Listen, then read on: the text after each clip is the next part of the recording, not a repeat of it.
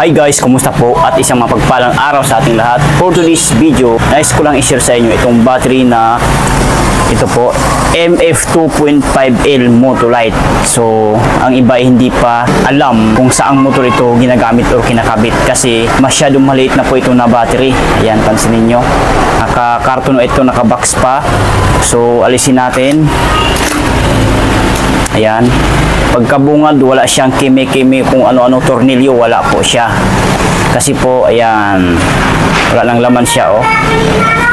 Wala nang laman sa ilalim. Ayan.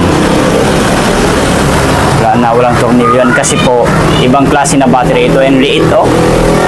MF2.5 Motolite. Sobrang liit, oh. Pansinin yung kanyang negative at saka positive, oh. Kakaiba. Ayan. Sa kaya na itsura, oh. Maliit lang talaga siya, oh. Sobrang liit. YB2.5LC ang size or sukat sa battery na ito. Ito ay 2.5 ampere hour, 12 volts pa rin po ito, maintenance free battery.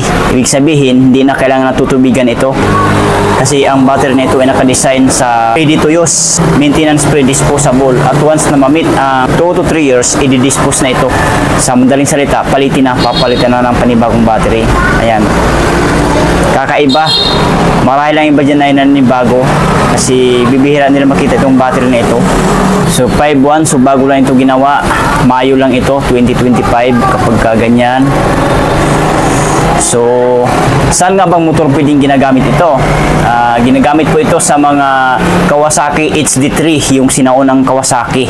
At saka sa Kawasaki Badja, yung mga sinaunang Badja na maliliit po ang mga battery noon. Hindi din po ito sa Yamaha DT125. Meron namang mag-comment dyan na yung aking binabanggit na mga motor ay luma na, hindi na sikat. Dapat daw ang binablog ko yung mga sikat na mga battery na pang Inmax ngayon, pang Click, mga ganon. Well, meron naman po tayo nakabukod ng video dyan, o kung nakukulangan pa po kayo sa mga video na yon, gagawa tayo ulit.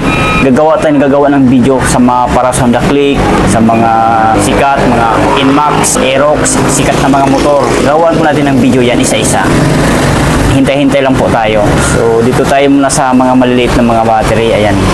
So ito tip, kapag bumili kayo ng ganitong klaseng battery, kasi po wala siyang terminal na nakapatong sa ibabaw ng battery.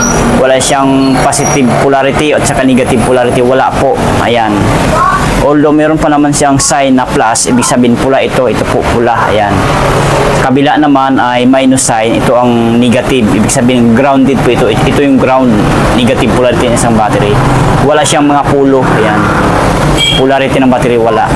Kasi nandito po ito ang positive, ito ang negative naman.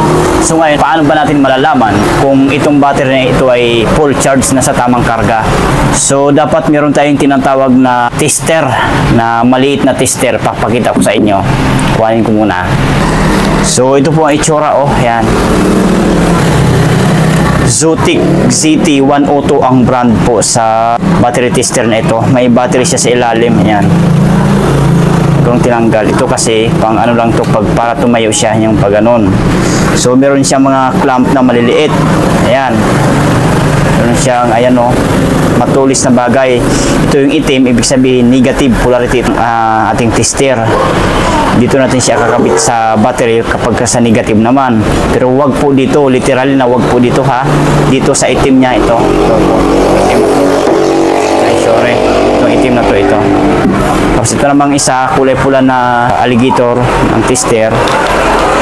Dito natin kakabit sa pula, sa plus sign dito sa pula na to. Ito.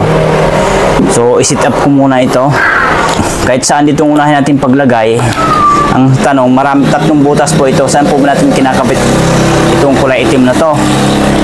So, madali lang po. Dito lang po siya sa kum, itong itim na to. Ayan. Then, itong pula naman, ito ay dito po siya sa pula. Hindi ko kabisado kung ano yan, basta sa pula siya, iganon siya. Yan. So nakakabit na po yan.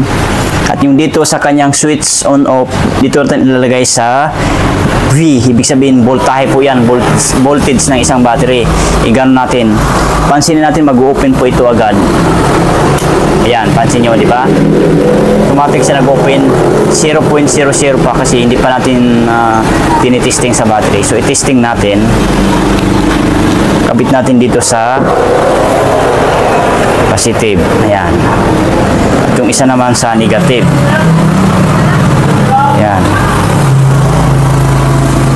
Tusok lang siya ng ganon. Ayan. Tutusok natin ng maigi para lalabas yung kanyang voltahe. Hindi pa kasi yan lumalabas. Sabi, hindi pa naka yating Ayan, pagka ganyan. Kailangan tapat nyo yan. Ayan, pansinin nyo. 12.9 volts po.